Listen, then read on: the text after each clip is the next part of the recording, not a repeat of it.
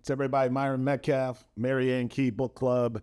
After we just wrapped up another incredible season, thank you all again for participating in the book we just did with Junauda Petrus, the stars and the blackness between them, and just an amazing event, amazing panel, amazing author event, and then the Teen Lit Conference was also incredible. For this video, I'm going to answer a few questions that hopefully offer some insight into how I think this season went. And these questions are coming from Hennepin County Library staff. What stood out to you or surprised you about this season, the events, community responses? I think for me, the impact on young people, which to do a book that really connected with young folks, and I think to see that at the Teen Lit conference was really just amazing, and it made me want to do more to connect with young people through the book club. We've had a lot of those conversations with the book club, but I'm hoping in our future books that we can certainly do more to connect with that audience, because it was cool to see just how they connected with the book, how they connected with Junauda. So definitely that part. What was the most meaningful line from the stars and the blackness between them? In what way was it meaningful to you? It's hard to have like one meaningful line. But I thought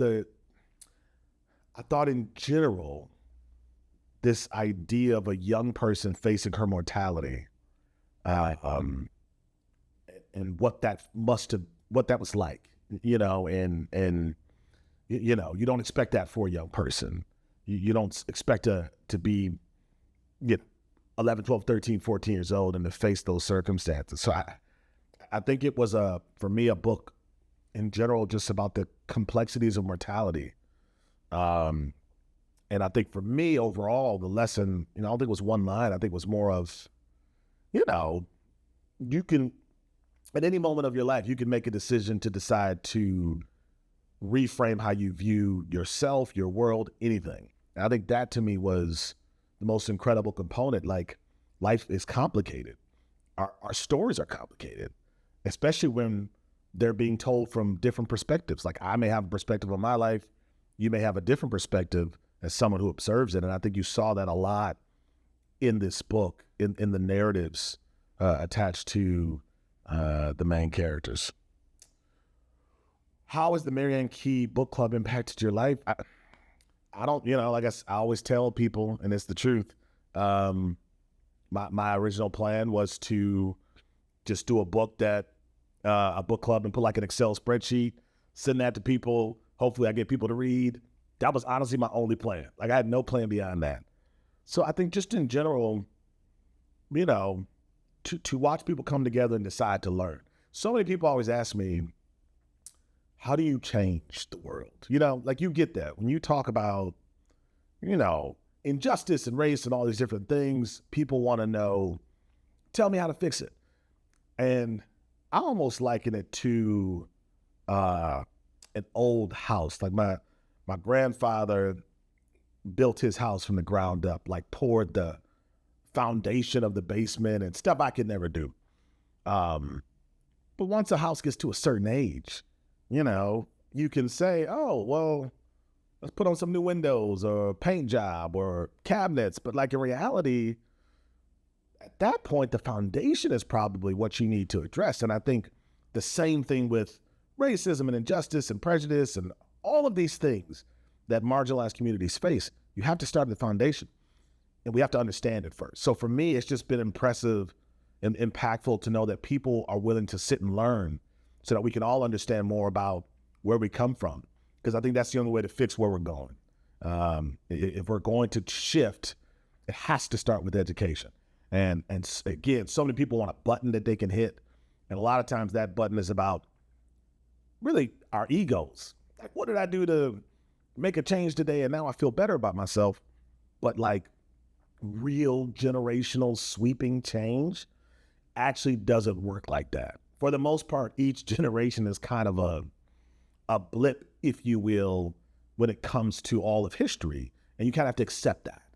But if you can move things forward a little bit, I think you can be proud of that. And I'm proud of the Marianne Key Book Club because I do think it is doing its part with the community attached to it to move things forward. What are some memorable moments in the past few years of the Marianne Key Book Club? It's just so many. I mean, Javier Zamora, I think that author event was really powerful to people in the crowd and how they connected. I think our first panel, just cast, we were on Zoom. The world was digital still. So I think like that, just the fact that people were willing to come together and so many amazing voices across the Twin Cities. My most memorable thing is this, and I say this a lot, but we often want to go somewhere else to go find experts, but there's so many people right here in our community whose experiences are worthy of our attention, right? And I hope, that was the goal of the panels, was to get local voices to talk about these issues. So that's probably my favorite element of this. But Marvin Haynes, wrongly accused, spent 20 years in prison. I covered the murder trial.